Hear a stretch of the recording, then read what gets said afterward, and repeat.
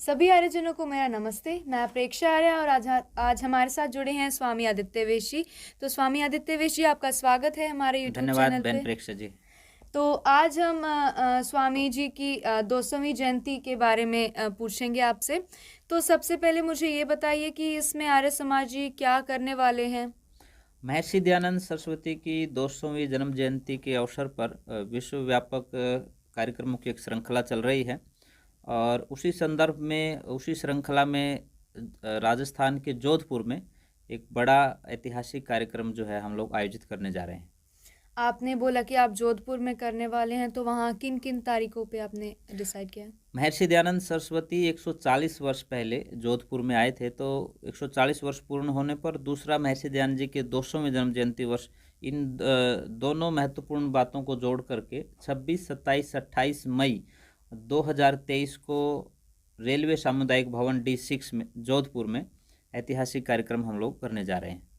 तो 26, 27, 28 मई हम सभी के लिए एक त्योहार की तरह है। तो अब मैं आपसे पूछने वाली हूँ कि इस जो सम्मेलन में कौन कौन लोग हिस्सा लेने वाले हैं, कौन से नेता, विद्वान, और कहाँ कहाँ आप लोग इसके बाद आगे का डिसाइड कर रहे हैं। इस कार्यक्रम में मुख्य अतिथि के रूप में अगर आप राजनेता की बात कर रहे हैं तो माननीय अशोक गहलोत जी जो मुख्यमंत्री हैं राजस्थान के, वो आ रहे हैं। और उनके अतिरिक्त जो संस्कृति मंत्री हैं राजस्थान से, वो भी इस कार्यक्रम में शामिल हो रहे हैं। बहन मनीषा पवार जो आर्य वीरांगना दल की पहले सदस्य रही, अभी वर्तमान समय में वो जोधपुर शहर विधायक हैं, वो भी इस कार्यक्रम में शामिल रहेंगे। उनके अतिरिक्त आर्य समाज के शीर्षस्थ सन्यासी पूज्य स्वामी आर्यवेश जी, जिनके नेतृत्व में शारदीय शिक्षा सभा का संचालन बहुत लंबे समय से हो रहा है, वो कार्यक्रम में की अध्यक्षता कर रहे हैं। प्रोफेसर विठल राव जी जो मंत्री हैं सार्वदेशिक आर्य प्रतिनिधि सभा नई दिल्ली के, जो हैदराबाद में रहते हैं, वो इस कार्यक्रम में शामिल हैं। आर्य पुरोहित सभा के माननीय अध्यक्ष प्रेमपाल शास्त्री जी इस कार्यक्रम में शामिल हैं। और डॉक्टर ज्वलंत कुमार जी जो विद्वान हैं आर्य समाज के, जिनको इतिहास की बहुत विशेष जानकारी है, वो इस कार्यक्रम में शामिल हो रहे हैं। उनके अतिरिक्त पहली बार आर्य समाज के मंच पर लगभग 100 सन्यासी, वानप्रस्थी और नैष्ठिक ब्रह्मचारी जो जीवनदानी हैं, वो पहली बार आर्य समाज के एक मंच के ऊपर देखने को मिलेंगे। इनके अतिरिक्त विभिन्न गुरुकुलों के जो आचार्य हैं वो भी शामिल रहेंगे। और जो प्रांत की सभाएं हैं, जो प्रांत में आर्य समाज का संचालन करती हैं, 18 से 20 सभाओं के अध्यक्ष जो है वो उस कार्यक्रम में आमंत्रित किए गए हैं। और ये जो स्वामी प्रणवानंद सरस्वती जो श्री मध्य दयानंद वैदिक गुरुकुल परिषद है, उसके माननीय राष्ट्रीय अध्यक्ष हैं, वो इस कार्यक्रम में रहेंगे। और भारतीय आर्य भजनोपदेशक परिषद जो है, उसके राष्ट्रीय अध्यक्ष श्री सहदेव भेदड़क जी जो है वो इस कार्यक्रम में शामिल रहेंगे। तो जो आर्यजन वहाँ पर आने वाले हैं, उनके खाने पीने की और निवास की क्या व्यवस्था है? आवास की और भोजन की हमने बहुत सुंदर व्यवस्था वहाँ की है। लगभग 6 से 7 हज़ार लोगों की ठहरने की व्यवस्थाएं हो चुकी हैं। और जैसे जैसे हमारे पास सूचनाएं आ रही हैं, उसी हिसाब से हम तैयारियां कर रहे हैं। वहाँ आसपास के होटल, आसपास की जो धर्मशालाएं हैं या जो विद्यालय हैं, वो हमने बुक किए हैं। कई हॉस्टल जो हैं उनको बुक किया है, यूनिवर्सिटीज़ के हॉस्टल को, और कॉलेज के जो हॉस्टल हैं उनको बुक किया है। तो हम लोग व्यवस्थाएं कर रहे हैं। तो ये जो आर्यजन वहाँ पर आने वाले हैं, वो किन किन राज्य से आने वाले हैं?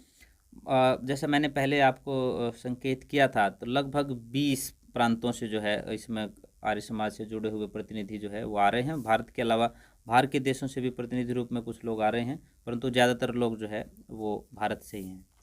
तो ये जो महासम्मेलन है, इसमें क्या क्या कार्यक्रम होंगे ताकि जो दर्शक हैं वो उनको जानकारी मिल सके और वो आ सकें? अ, ये एक उत्सव की तरह से हम लोग इस कार्यक्रम को मना रहे हैं। कार्यक्रम में जहाँ आर्य वीरों की शाखाएं चलेंगी प्रतिदिन सुबह, वहीं एक दिन आर्य वीरों का जो है व्यायाम प्रदर्शन भी होगा। और जो सबसे पहला और उद्घाटन सत्र रहेगा इस कार्यक्रम का, उसमें आज़ादी के आंदोलन में आर्य समाज की भूमिका, इस विषय के ऊपर पूरा कार्यक्रम जो है केंद्रित रहेगा। और डॉक्टर ज्वलंत कुमार शास्त्री जी इसमें मुख्य वक्ता के रूप में पहुंच रहे हैं। तो एक कार्यक्रम ये रहेगा। दूसरा जो है आर्य युवा सम्मेलन रहेगा कि युवाओं की भूमिका वर्तमान समय में क्या हो सकती है इस देश के विकास के अंदर, ये मंथन करेंगे। और नारी सशक्तिकरण और आर्य वीरांगना सम्मेलन भी जो है एक दिन आयोजित करेंगे, ताकि महिलाओं की वर्तमान जो समाज है उसमें क्या भूमिका हो सकती है, इसके ऊपर आर्य समाज की विदुषियाँ जो है, जो गुरुकुलों की आचार्याएँ हैं, आर्य समाज की वैदिक विदुषियाँ हैं, वो जो है इस सम्मेलन को संबोधित करेंगे। और एक कार्यक्रम जो सबसे विशेष रहेगा, सामाजिक समरसता सम्मेलन, जिसमें विभिन्न मत और विचारों के मानने वाले लोगों को आमंत्रित कर रहे हैं, जो अपनी ओर से महर्षि दयानंद सरस्वती को श्रद्धांजलि भी देंगे। और वहीं जो है एक कोई कार्यक्रम बनाएंगे कि किस प्रकार से हम समाज में जो है समरसता बना करके आगे बढ़ सकते हैं। और जो सबसे महत्वपूर्ण कार्यक्रम रहेगा, वैदिक संस्कृति रक्षा सम्मेलन, क्योंकि आज लगता है कि हमारी जो वैदिक संस्कृति है उसको बचाने की आवश्यकता है, उसको सहेज कर रखने की आवश्यकता है। और यदि हम उन जीवन मूल्यों को जो है सहेज करके रखते हैं तो आने वाला समय हमारे लिए बहुत अच्छा हो सकता है। तो इसलिए वैदिक संस्कृति रक्षा सम्मेलन का भी हमने आयोजन किया है। और जो सबसे अंतिम सत्र रहेगा कार्यक्रम का, वो रहेगा संकल्प एवं सम्मान समारोह। आर्य समाज में जिन लोगों की विशेष भूमिका रही है कार्यों में, उनको सम्मानित करना। और आगे के 2 वर्षों के लिए, क्योंकि ये महर्षि दयानंद सरस्वती जी का 200वां जन्म जयंती वर्ष है, उसके बाद आर्य समाज की स्थापना का 150वां वर्ष आ रहा है। तो 2 वर्षों में आर्य समाज किस प्रकार से आगे बढ़े, किस प्रकार वो अपने आंदोलनात्मक स्वरूप को जो है वो जीवित रखते हुए समाज के नवनिर्माण में भूमिका निभा सकता है, ये उस संकल्प समारोह का मुख्य हिस्सा रहेगा। और जो दूसरा दिन है, दूसरे दिन जोधपुर की प्रत्येक गली के अंदर जा कर के शोभा यात्रा के माध्यम से आर्य समाज और ऋषि दयानंद की भूमिका इस देश के लिए कितनी बड़ी रही है, इसके ऊपर जो है लोगों को जागरूक करेंगे। तो आप सभी को भी पता चल गया है कि किस समय और किस तारीख को क्या प्रोग्राम होने वाला है। तो आप मुझे ये बताइए कि जो अभी आर्य दर्शक हमारे यूट्यूब चैनल से इस वीडियो को देख रहे हैं, आप उनसे क्या अपील करना चाहेंगे? मैं आर्यजनों से यही अपील करूंगा कि ये बहुत बड़ा कार्यक्रम है। सबसे पहले तो आप यहाँ अपना पहुँचना सुनिश्चित करें कि आप लोग इस कार्यक्रम में आ रहे हैं। आप खुद नहीं आ पा रहे हैं तो दूसरे साथियों को प्रेरित करें, ज़्यादा से ज़्यादा लोगों तक इस संदेश को भेजें कि वो इस कार्यक्रम में शामिल हों। क्योंकि मैं ये मानता हूँ कि महर्षि दयानंद जी का 200वां जन्म जयंती वर्ष जैसे अब आया है, तो अगला 300वां जयंती वर्ष आएगा तो हम लोग नहीं देख पाएंगे। ये हम इसको ऐतिहासिक बना जाएं, ऐसा हमें प्रयास करना चाहिए। और आर्य समाज को जो सहयोग करते रहते हैं उन दानी महानुभावों से मेरा निवेदन है कि आप दिल खोल करके इस बहुत बड़े आयोजन में, क्योंकि बड़ा खर्च होना है, तो आप अपना सहयोग जरूर करें।